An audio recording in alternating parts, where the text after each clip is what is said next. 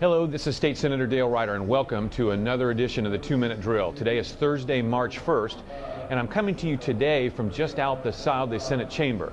The Senate is in session, but we're on a very brief break, which allowed me to step outside and talk to you about a couple issues very briefly.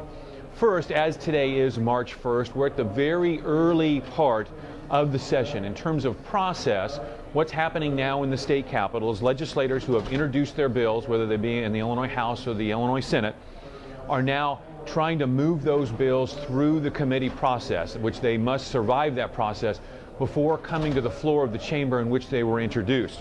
Then when spring break comes, which will be the first part of April, the bills that successfully pass the Senate will go over to the House for consideration, and likewise, the bills that successfully pass the House will come over to the Senate for consideration.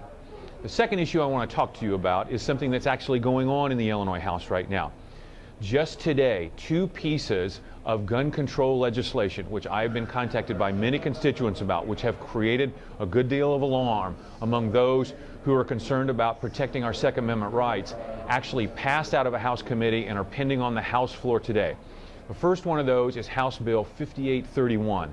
That bill would require owners of handguns to register their firearms with the Illinois State Police. This is an initiative of Chicago Mayor Rahm Emanuel. I'm opposed to this legislation. I do not believe having to register guns is something that Illinoisans or anyone in this country should have to do on behalf of their Second Amendment rights. The second piece of legislation is House Bill 5167, which would actually impose in Illinois an ammunition tax of 2%. Again, both of those bills are on the floor of the Illinois House of Representatives now. I urge you to contact your House of Representatives members and ask them to vote no on these bills as a clear infringement on law-abiding gun owners' Second Amendment rights.